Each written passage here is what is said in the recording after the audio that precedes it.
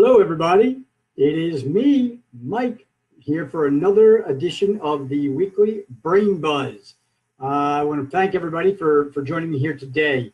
Today's discussion is it's going to be relatively short, hopefully here, and it is going to be about breathing, proper breathing. We're going to talk a little bit about the techniques of how you should breathe a little bit later, but we're going to start with the importance of proper breathing, and especially the importance of proper breathing when you're running or exercising.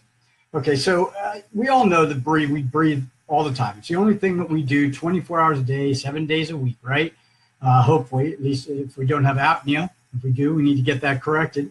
So breathing is very important, right? But it's also the most overlooked thing by most people that we do on a daily basis, and even by doctors. And it's really kind of tragic that that is the case. So it's really important to understand how to breathe properly and why we should be breathing properly. Okay, so here's some facts. The fact of the matter is that breathing is critical to proper breathing is critical to enhancing both brain function and body function and overall performance. We should literally practice breathing. It sounds strange, but we should practice proper breathing every single day. Okay, we'll give you some tips on how to do that a little bit later, but first we want to talk about some of the benefits. And now to really drive this home, one of those important, the time when we breathe the most and the fastest and the hardest is when we are exercising. So I want to really talk about the benefits of proper breathing during exercise. And in fact, the most important thing of breathing properly during exercise is nasal breathing, actually breathing in through your nose as opposed to breathing through your mouth. So here's some of the benefits that have been shown in studies to nose breathing, proper nose breathing while exercising. Okay, first thing it does is that breathing in through the nose drives the oxygen down to the lower lobes of your lungs. So with mouth breathing, you tend to bring the oxygen into the upper two lobes of your lungs, but when you breathe in through the nose, it fills those lower lobes first, so you end up activating and utilizing all 5 lobes of your lungs as opposed to just the 2. One interesting fact related to that is that those lower lobes happen to have more parasympathetic nerve receptors, okay? Those parasympathetic nerve receptors are actually associated with calming and reparative actions by your body, all right? The nose breathing activates that.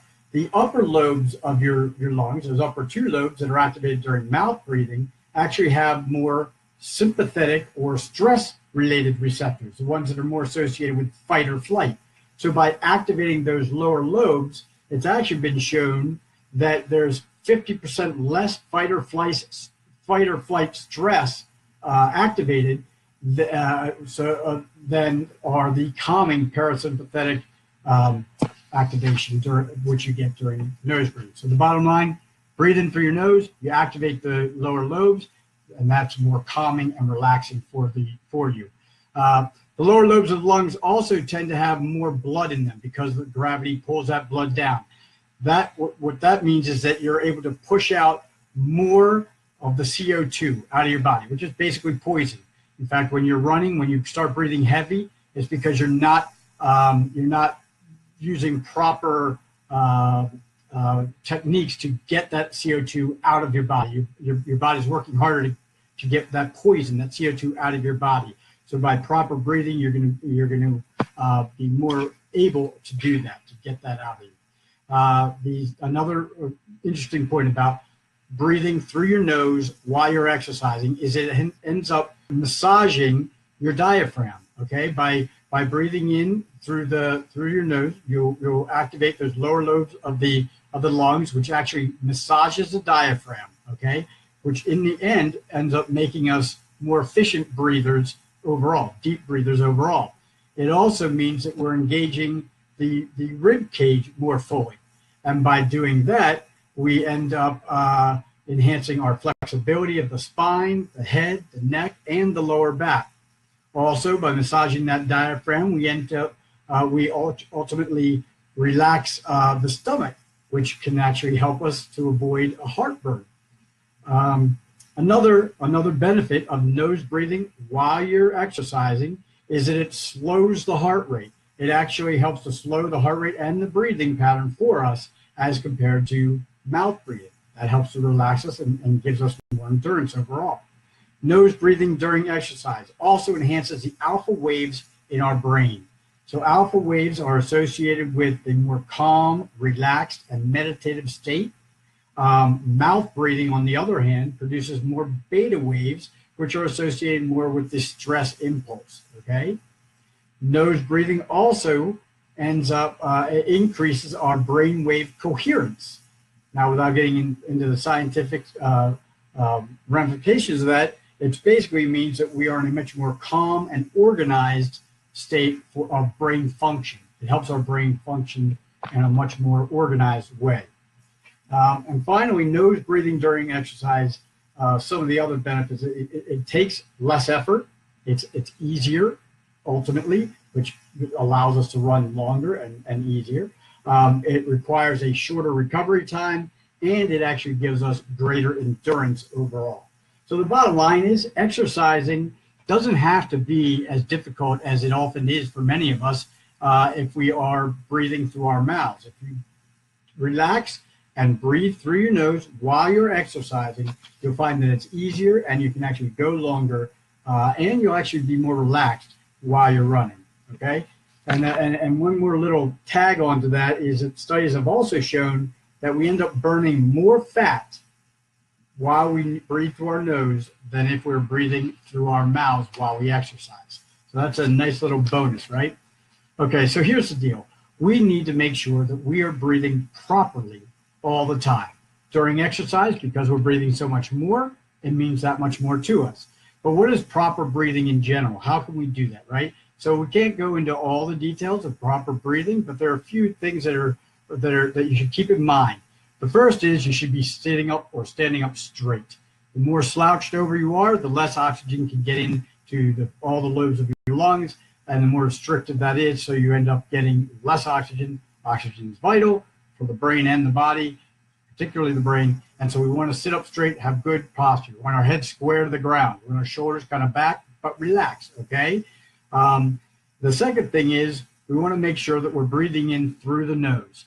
Now, there are different techniques for breathing, and many of them very good. There's alternate nostril breathing. There's various other types of breathing where you might breathe out through your nose and somewhere you breathe out through your mouth. But universally, you really want to be breathing in through your nose. And you want to make sure you're expanding your belly, focusing on that diaphragm, your belly, and not your chest. So as you're breathing, try not to do this. Your shoulders should be lifting up, right? Instead, when you're breathing properly, you have nice, good posture, you should be able to not see the shoulders move at all. You should just be coming in and out, and your belly should be what's expanding.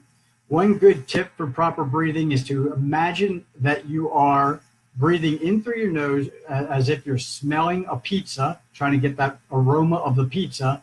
And then as you're breathing out through your mouth, it's as if you're cooling the pizza off. So you want to take nice, slow, controlled breaths in through your nose.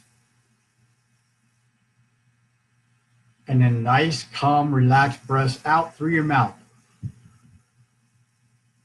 At the Braining Center, we do quite a bit of the breathing training actually in with our training protocols. So we'll do that between exercises. We actually do a lot of this during our exercises as well, physical exercises, to get us in the habit and practice of proper breathing, not only during the day, but also especially during exercise. Okay? So make sure you actually practice this during your day, every day. If you can't find a time to do it, if you can't get in that habit, you need to build that habit up. A really good thing to try to do is incorporate it into something else that you already do during the day. For me, when I'm trying to create a new habit, I incorporate it into my morning bathroom routine, a shower routine. So you may want to do that. When you take your shower, at the end of your shower, practice 2 or 3 minutes of just proper breathing. Stand up straight, have your shoulders back, Nice, relaxed, head square to the ground. Breathe in through your nose as you count to 5. Breathe out through your mouth as you count to 5 or 7. And just do that in and out. And feel that nice, calm, relaxed state come over you. All right. Thanks a lot for this. I'm glad everybody joined me today. We're actually going to be off next week because I will be on a long overdue vacation. But we will see you again in 2 weeks on Tuesday for Brain Buzz. Thanks a lot. If you have any questions, you can get us at. Thanks a lot and take care.